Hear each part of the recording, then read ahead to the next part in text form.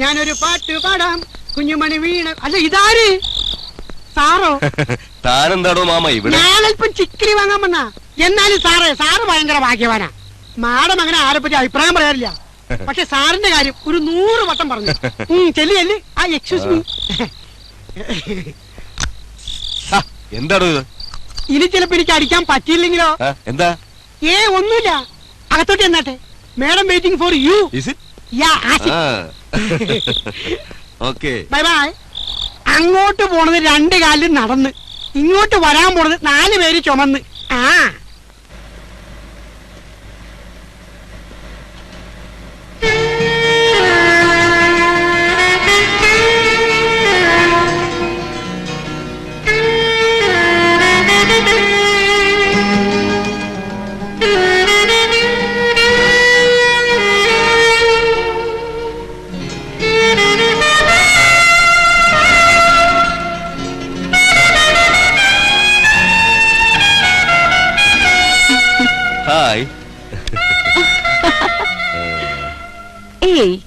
ഞാൻ വല്ലാതെ വേർതിരിക്കുക. അതൊന്നും സാരമൊന്നും. അയ്യോ പ്ലീസ് ജസ്റ്റ് 1 minute.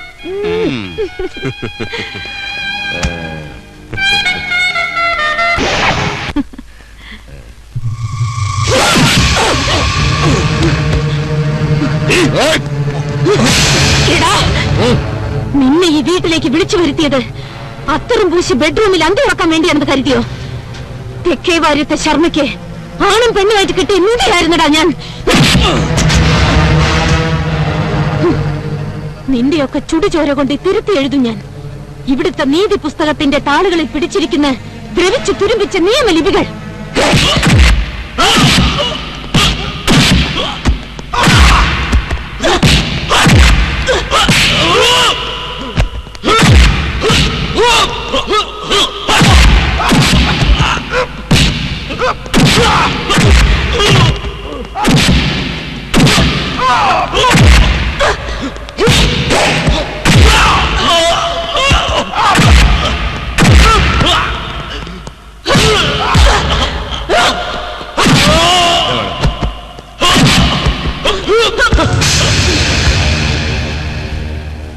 വിളിക്ക്. നിനക്കായി ഈ ആരാച്ചാർ നീട്ടുന്ന അവസാനത്തെ വായ്മൊഴി. എത്രയും പെട്ടെന്ന് നിന്റെ വലം കൈയായ വിശ്വനാഥനോട് സുൽത്താൻപേട്ട ബൈപ്പാസ് റോഡിൽ വരാൻ പറയുക. ഒരു അർജന്റ് മീറ്റിംഗ്. വില്യംസ് പറയുന്നതാണ് ഉചിതം. വില്യംസിന് ഗൂർക്കയുടെ സ്വഭാവമാണ്. കത്തി ഊരിയാലേ പിന്നെ ചോര കണ്ടിട്ടേ മടക്കൂ. വേണ്ട, ഞാൻ വിളിക്കാം.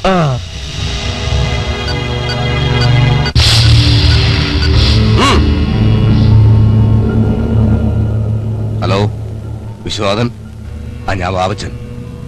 ഒരത്യാവശ്യ കാര്യമുണ്ട്. സുൽത്താൻപേട്ട ബൈപ്പാസ് റോഡ് ഞാൻ വെയിറ്റ് ചെയ്യും. വേഗം വരണം. പിന്നെ ഇനി വേണ്ട. ഇവൻ ഓണായാലേ അയാള് ചിലപ്പോ ഇങ്ങോട്ട് വിളിക്കും. ഔട്ട് ഓഫ് റേഞ്ച് ആയിക്കോട്ടെ. ഇയാളുടെ ജീവിതം ഔട്ട് ഓഫ് റേഞ്ച് ആവണത് പോലല്ലേ.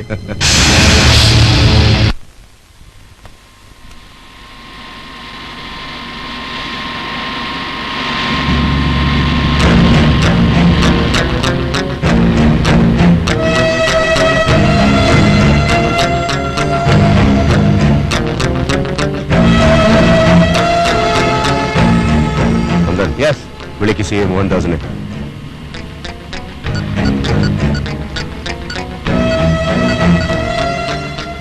Hello, police control room. CI Mohandas ആണോ? സുൽത്താൻപേട്ട ബൈപ്പാസ് റോഡിൽ ഒരു ആക്സിഡന്റ്. എത്രയും പെട്ടെന്ന് എത്തണം.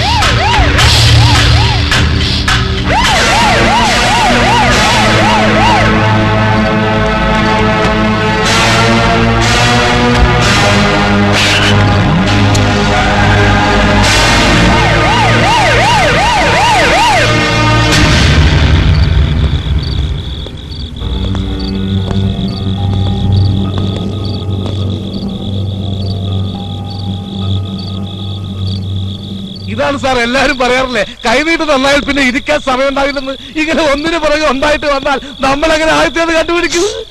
കുറച്ച് സംസാരം കൂടുതൽ അധ്വാനം. ഇവിടെ താനൊന്നും സംസാരിക്കണ്ട, അധ്വാനിച്ചാൽ മാത്രം മതി.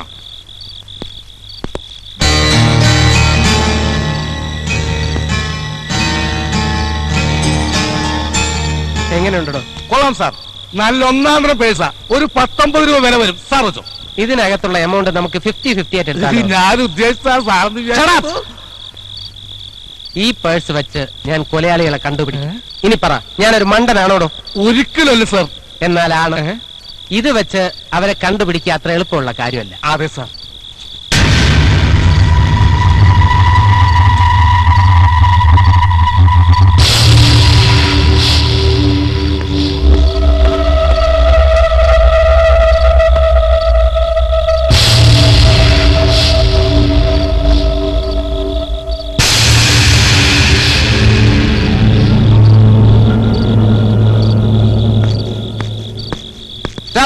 താനങ്ങോട്ടാ? അല്ല സാർ, നമുക്ക് പോവാം. എനിക്ക് രാത്രി ഉറങ്ങുന്നാലേ പനി വരുമായിരിക്കും അല്ലേ? എന്നാലേ ഇന്ന് രാത്രി താൻ ഉറങ്ങണ്ട. ഒരു മർഡർ നടക്കുന്നത് രാത്രിയിലാണെങ്കിൽ ബോഡിക്ക് കാവൽ നിൽക്കേണ്ടത് പോലീസുകാരന്റെ ഡ്യൂട്ടിയാണ്. അതുകൊണ്ട് താൻ പുലർച്ചെ വരെ ഇവിടെ ഉണ്ടാവണം. ഞാൻ ഒറ്റയ്ക്കല്ലല്ലോ, കൂട്ടിന് ശവം. All the best. സാറേ, നാളെ രാവിലെ വരുമ്പോഴേ 2 ശവം കൊണ്ടുപോകാനുള്ള ഏർപ്പാട് കേട്ടോ. നല്ല സ്ഫടികം പോലത്തെ ശവം. എന്തോ ഒരു ആഹാരം കഴിച്ചിരുന്ന മനുഷ്യനാണ്. ഇപ്പൊ കിടക്കണ കെടുപ്പ് കണ്ട, ശ്വാസം പോലും കഴിക്കാണ്ട്.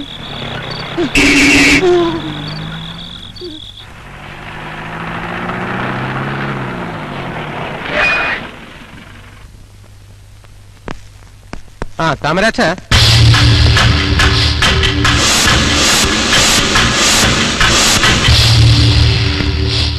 അതിങ്ങെടുക്ക. സാറും തുടങ്ങിയ വീഡിയോ നോൺസെൻസ്. ആ എംബ്ലം ഇങ്ങെടുക്കണോ? എടോ, നമ്മൾ ഇവിടെ വന്നിരിക്കുന്നത് എന്തിനാണെന്ന് തനിക്ക് മനസ്സിലായോ? കാറ് വാങ്ങിക്കാൻ. ഇത് കണ്ടിട്ട് ഒന്നും തോന്നുന്നില്ല. മിടുക്കൻ, എനിക്ക് പറ്റിയ ആള് തന്നെ. പേരെന്താ പറഞ്ഞത്? താമരാക്ഷൻ. എല്ലാ ഇൻവെസ്റ്റിഗേഷൻ ഞാൻ കൂടെ കൊണ്ടുപോകാം കേട്ടോ. സാറിന്റെ ഇഷ്ടമാണെങ്കിൽ പിന്നെ.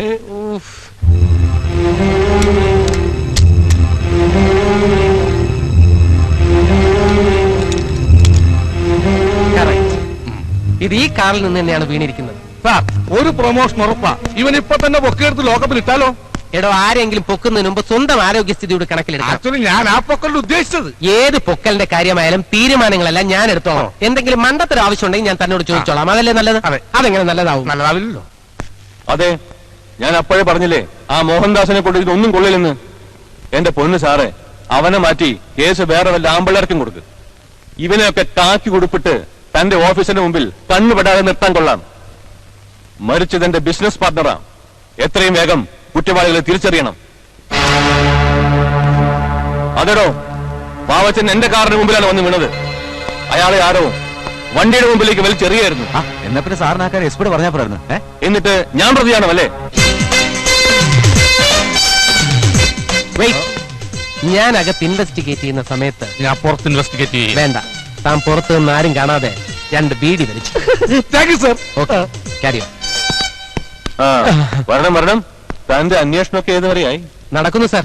ഞാൻ ഇപ്പൊ വന്നത് ആ മരണത്തെക്കുറിച്ച് സാറിൽ നിന്നും ചില വിവരങ്ങൾ അറിയാനാണ്. എന്താ അറിയേണ്ടത്? അല്ല, വാവച്ചന്റെ മരണം കൊലപാതകമാണെന്ന് സാർ എസ്പിയോട് പറഞ്ഞല്ലോ. അങ്ങനെ സംശയിക്കാൻ എന്താ കാരണം? എനിക്ക് സംശയമുണ്ട്. അതെ, അതിന്റെ കാരണമാണല്ലോ ഞാൻ ചോദിച്ചത്. ഇവിടെ സ്വിമ്മിംഗ് പൂളൊക്കെ ഉണ്ടല്ലോ. പാതിരാ നേരത്ത് മദ്യപിച്ച് ലക്ക് കെട്ട് റോഡിലൂടെ വന്ന വാവച്ചനെ ഏതെങ്കിലും തമിഴൻ ലോറി ഡ്രൈവർ ഇടിച്ചിട്ടിട്ട് പോയതായിക്കൂടെ? ആ നിലയ്ക്ക് ഇതൊരു കൊലപാതകമാണെന്ന് സംശയിക്കാൻ മാത്രം എന്തെങ്കിലും തെളിവുകളുണ്ടോ താങ്കൾക്ക്? തന്നെ കൊണ്ട് ഞെളിഞ്ഞു നിന്ന് ഇത്തരത്തിൽ വാചക കസർത്ത് നടത്താനേ കഴിയൂ. വാവച്ചനെ ആരോ കരുതിക്കൂട്ടി കൊല ചെയ്തതാണ്. അങ്ങനെ തറപ്പിച്ച് പറയല്ലേ സാർ. നല്ല ഒന്നാം തരം ഒരു മദ്യപാനിയായിരുന്നു വാവച്ചൻ. ആട്ടെ, ഈ വാവച്ചൻ വെറും ഒരു ബിസിനസ് പാർട്ണർ മാത്രമായിരുന്നോ അതോ? അതിൽ കഴിഞ്ഞ് എന്താ നിങ്ങൾ ഉദ്ദേശിക്കുന്നത്? അയ്യോ, എനിക്ക് കിട്ടിയ വിവരങ്ങളും സാർ ഈ പറയുന്നതായിട്ട് ടാലി ആവുന്നില്ലല്ലോ. ഒരു ഇടിക്കുളം സരസമ്മയെ കുറിച്ച് കേട്ടിട്ടുണ്ടോ? ആയമ്മയ്ക്ക് ഇപ്പൊ ഒരു 40 വയസ്സ് കാണും. പക്ഷെ 25 വയസ്സിന്റെ ചുറുചുറുക്ക്. 10-11 വർഷങ്ങൾക്ക് മുമ്പ് ചില്ലറ ബിസിനസ്സുമായി നടന്നിരുന്ന നിങ്ങൾ ഇടയിലൊരു വിശ്രമത്താവളമായി കണ്ടിരുന്നത് ഈ സരസമ്മയുടെ വീടായിരുന്നു. അന്ന് ആലപ്പുഴ കടലോരത്ത് മീൻ വിറ്റ് നടന്നിരുന്ന വാവച്ചനെ നിങ്ങൾ ആദ്യമായി കാണുന്നതും ഇതേ സരസമ്മയുടെ വീട്ടിൽ വെച്ചാണ്. അന്നത്തെ ആ കൂടിക്കാഴ്ച രാഷ്ട്രീയ രംഗത്തെ ഒരു മേജർ ക്ലിക്കായി മാറുമെന്ന് നിങ്ങൾ പോലും കരുതിയിട്ടുണ്ടാവില്ല. കേരള രാഷ്ട്രീയത്തിൽ പല നിർണായക തീരുമാനങ്ങൾക്കും ബീജാപാപം നടന്നിരിക്കുന്നത് ഈ സരസമ്മയുടെ വീട്ടിലാണ്. മരണം നടന്ന ദിവസം പോലും വാവച്ചൻ സരസമ്മയെ കണ്ടിട്ടാണ് മടങ്ങിയത് എന്നുള്ളതിന് എനിക്ക് വ്യക്തമായ തെളിവുകളുണ്ട്. ഇതൊക്കെ കേൾക്കുമ്പോ സാറിന് ഇതിനകത്ത് ചാടി ഒന്ന് മുങ്ങിക്കുളിച്ചാ കൊള്ളാമെന്ന് തോന്നുന്നുണ്ടോ? ലേശം തണുപ്പ് കിട്ടും. നിർത്തണോ? ഉത്തരവ്. കൊള്ളാം. ഒരു തുടർ നോവലിലെ പാത്ര സൃഷ്ടി പോലെ മനോഹരമായിട്ടുണ്ട് ഇയാളുടെ ഈ കെട്ടുകഥ. വാവച്ചന്റെ മരണം കണ്ടുപിടിക്കാൻ തന്റെ ഡിപ്പാർട്ട്മെന്റിനും തന്നെ കൊണ്ടും കഴിയില്ലെങ്കിൽ പറ, ഞാൻ കണ്ടുപിടിക്കാം, എന്റെ അണികളുടെ സഹായത്തോടെ. ഓ, സാറിന് നല്ലൊരു ഗുണ്ടാപ്പടയുണ്ടെന്ന് ഞാൻ പത്രങ്ങളിൽ വായിച്ചറിഞ്ഞിട്ടുണ്ട്. പക്ഷേ പ്രതിയോഗികളെ തല്ലിച്ചതയ്ക്കാൻ മാത്രം പോരെ അവരുടെ സേവനം. കേസിന്റെ അന്വേഷണമൊക്കെ അവരെ ഏൽപ്പിക്കണോ? ഇനി പറയട്ടെ, ബാബച്ചനെ കൊന്നതാണ് അതിക്രൂരമായി ഒരു ആക്സിഡന്റിലൂടെ. ആ വണ്ടിയുടെ ഉടമസ്ഥനെ ഇന്നല്ലെങ്കിൽ നാളെ ഞാൻ പൊക്കിയിരിക്കും. വരട്ടെ മിസ്റ്റർ വിശ്വനാഥൻ.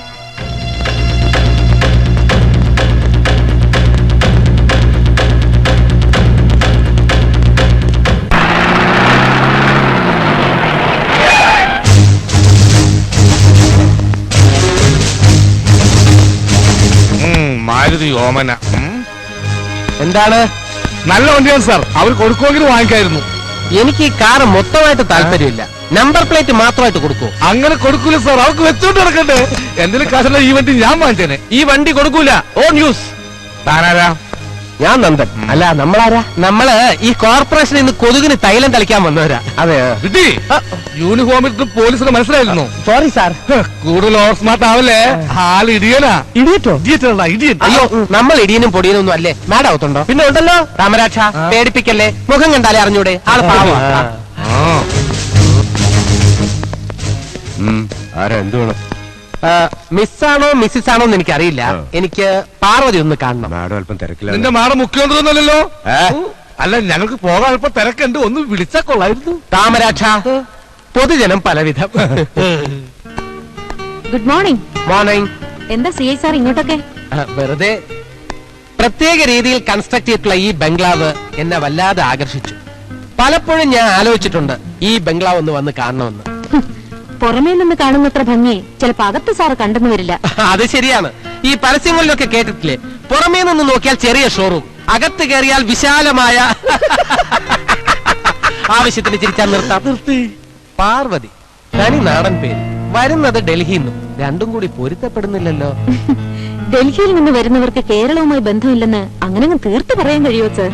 അതും ശരിയാണ്. എന്താ ജോലി? ബിസിനസ്. എന്ത് ബിസിനസ്? ഇങ്ങ് കേരളം തുടങ്ങി അങ്ങ് ബോംബെയും ഡൽഹിയും വരെ വ്യാപിച്ചു കിടക്കുന്ന ഒരു ബിസിനസ്. അപ്പൊ താമസിയാതെ ഇനി ഫോറിനിലേക്കും ബിസിനസ് വ്യാപിപ്പിക്കാമല്ലോ അല്ലേ? ഇവിടെ വന്നിട്ട് ഇപ്പൊ എത്ര നാളായി? കൃത്യമായി പറയാൻ മാത്രം എനിക്ക് ഓർമ്മയില്ല. ഓ. എന്നാലും എനിക്കിവിടെ ഇഷ്ടപ്പെട്ടു. കുറച്ചു ദിവസം ഞാനിവിടെ ഉണ്ടാവും.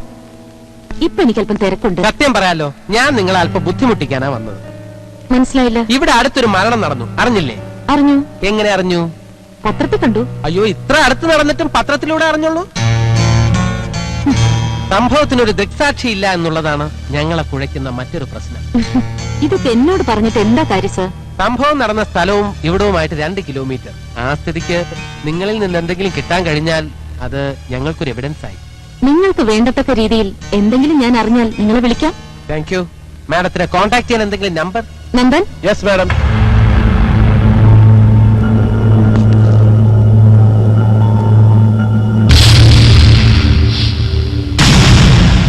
ഇനി ഉള്ള സത്യം പറയാലോ, അതൊരു ആത്മഹത്യയാണെന്നുള്ളത് എനിക്കുറപ്പാ.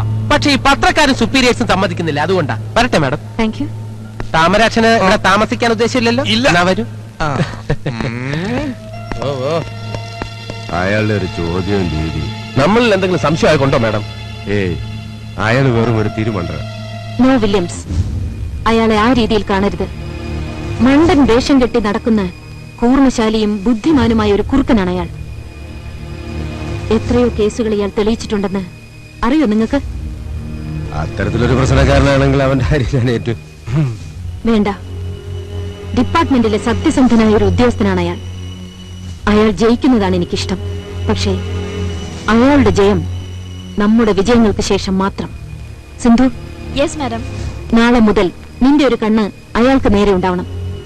CA മോഹൻദാസ് നിന്റെ വരുതിയിലാകണം.